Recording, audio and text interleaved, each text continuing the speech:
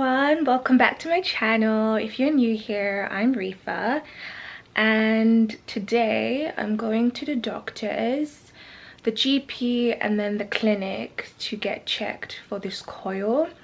Update, today is the 5th of January and TMI, I've been bleeding since the 6th of December. So tomorrow is 1 month solid I've been bleeding. Like, my periods literally last a week, and then since it's like coil from spotting to like generally just heavy bleeding. So I don't know if that's normal. It's literally feels like I've had an intense period for a whole month. I need to get this checked, so I'll update you on what happens. This is literally where I spend most of my life nowadays, at the GP, waiting to be seen by the doctors. It's literally an everyday struggle, but here we are. So we're back, guys, from my appointments, and right now I just like need a moment to process everything that they said, and then I'll update you guys. Hey guys, so I'm in better spirits. As you saw from the previous clip that I was crying. If you hear noise, it's the heating. It is cold, it's winter, so bear with me. So what happened in my appointments today? Well, per usual, went to the GP. They won't refer me to a gynecologist. They advised me that go to your clinic appointment and get the coil checked. That it's just one of those things. I inquired about my jaw because if you recall, I did a video where I had my wisdom tooth like removed, and it makes like this clicking noise, and it's TMJ, and I have to wear like a night guard. It's been like this for like a year. When they removed my wisdom tooth, like it was like a swollen bubble thing. And then as time went on, my jaw just started making this clicking noise, and then it just locks up. So that's like another thing on my list of health problems. And GP was like, usually they see people who are in like severe cases and they offer them like medication and stuff, but she was like, just keep doing your exercises, it could heal on its own. Talk to your dentist. I've been going back and forth for this for a year because they said it will take a year to heal, and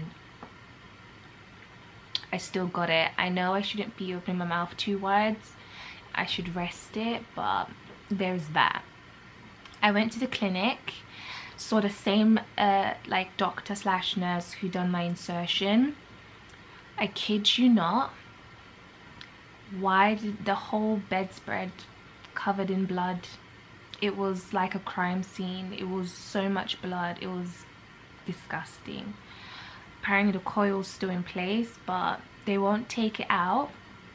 They need to do more tests, so I need to go have another transvaginal scan to check to see, because they said something about my because my uterus is like tilted, and like apparently the coil's like a few centimeters down, like my body's trying to push it out, but it's still like in place and it could get irritated, so they have to just do a scan to check that everything's going to be okay. So I have that scan in 2 weeks because they need me to stop bleeding first. But the thing is, they don't know when I'll stop bleeding. It's a vicious cycle, my people. It's honestly, if there are women out there who are really struggling, girl, I pray for us. I pray for us. We go through a lot. The cramps, the tender breasts, the backaches. Imagine having that for a whole month.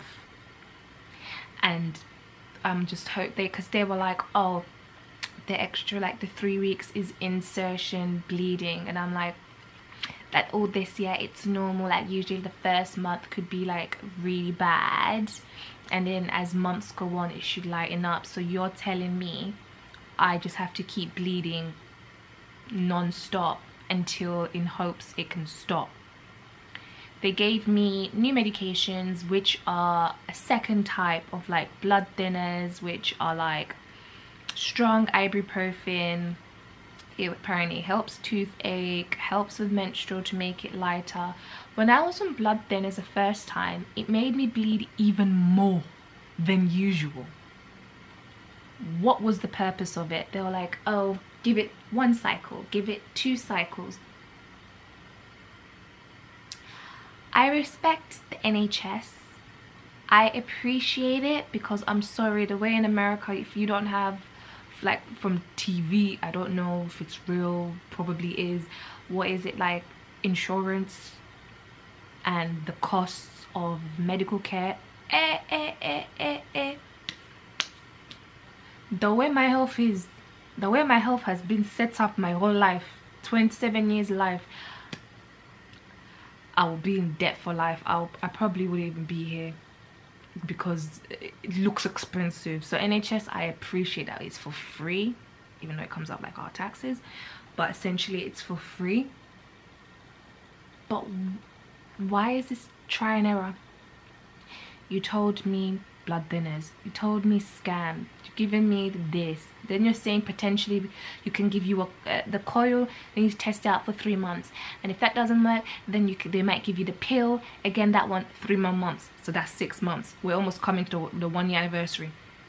And then gynecologists, that the reason that they're not going to send me to a gynecologist, because with endos, because of endometriosis, it can be anywhere in your body. It can be in your ovaries, it can be in your lungs, it could be anywhere in your body. Doing that biopsy thing, like cutting up, taking up samples, they wouldn't necessarily know where to potentially start and keep cutting you up. And then you see these like videos and pictures, which is so sad, of women having all these scars because they can't find necessarily like where it is. And then what the doctor told me is that when they're doing that, there's risk of the endos being spread further out, and they want to reduce that. I get that, I understand that, but just because if you send me to a gynecologist doesn't necessarily always mean that they're gonna just do the, you know. Let me speak to a professional who specializes in endometriosis. GPs are general practitioners, something like that. General is in the title, potentially general knowledge. A gynecologist specializes on that aspect of a woman's body, but you don't want to send me to them. You're potentially holding 6 months wait for that, just to be then again like on a waiting list. Am I going to see a gynecologist in 2024 when we're in the 5th of Jan of 2023? When I was requesting in 2022? Is not, the maths is not mathing. Yeah, in private health insurance, when I did the GP thing through work, they said gynecologist.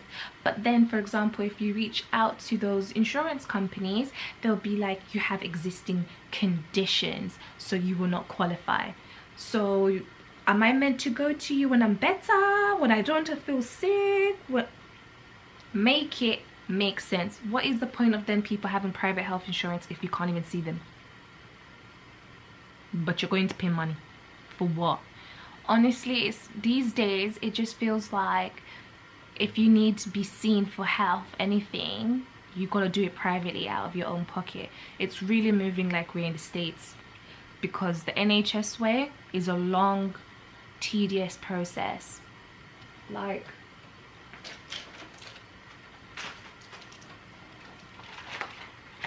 hella pills, so many pills. Why?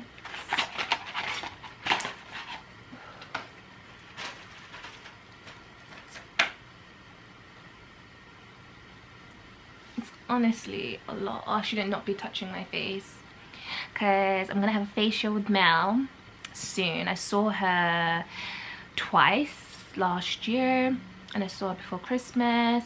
So I'm gonna see her again this month, so I will vlog that. I'm trying to get my skin back. I'll show you my skin. Like, got some scarring,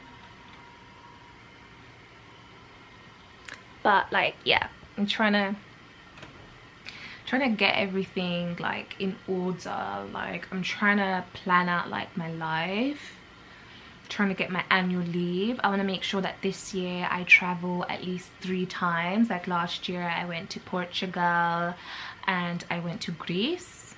So I went to Crete, Santorini and Madeira. Basically I want to travel 3 times this year and I look forward to it. One of them I'm really excited to go, but I'm not gonna jinx myself, so let's see like what happens. You guys know that I moved homes last year in March, so I'm moving again this year in March. Gonna give my notice in to the landlord, the agents, the end of this month. So I need to do flat hunting again, or house hunting because I live in a house. But yeah, besides my health, I need to look for a home, want to travel. I hope you guys' 2023 is going off to a good start. Mine's just very painful and stressful and it's only day 5. But we count our blessings because there's people in worse situations and everything in life is temporary. So we gotta get through this. Gotta get through this. Get your head in the game. Literally, that's like 2 songs in one. But yeah, that's literally just my little life update so far. How my month is starting off in January. I hope it picks up. I'm literally just going to make some chapatis and then watch EastEnders because EastEnders was Christmas was interesting, but this whole storyline of Lily and little Ricky Jr., if you're asking me personally, I don't think Ricky's the dad. I think it's a lie, but I've got BBC iPlayer on standby, so I'll tune in and see. But the way that Freddie was moving, and that's your cousin, I'm going to like tune in. Like I've literally got EastEnders right there.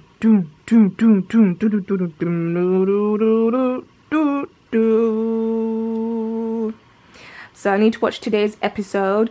I don't know what this SAS heroes, like, you know them ones when you was watching something and you fell asleep and it starts playing something else. Life happens. But yeah, I need to watch tonight's EastEnders. But first, a chapati, a cup of tea, and I'm good to go. I'm such a typical Ugandan. But yeah, the thing that I have noticed and have taken from this is when I have daughters, or if I have daughters, inshallah I do, I would be able to educate them and explain to them about their menstrual cycles and be like, listen, mama went through X, Y and Z. If you have any questions, me and the aunties, yeah, my girls, we've been through it. We all will sit you down. Or if you don't want to talk to me, which is like, why not? I'm your mom, I'm your mother. But they probably won't, I don't know. I'm not a regular mom, I'm a cool mom. I will like literally tell them everything. Just have to keep going and be strong. Like, there's no point. I'll tell the sons, but like, there's no need. You know them ones. But the girls, I got you. Because mama suffered. Just gotta take it one step at a time. There's no need to rush. It's like falling in love. Wait, no. It's like learning. Wait. One step at a time. There's no need to rush. It's like learning to fly. Learning to fly? You can't learn to fly. Is it like riding a bike? I can't remember. That's not my best vocals, but you get the gist. Okay, now I'm done. Bye. Don't forget to like, comment and subscribe.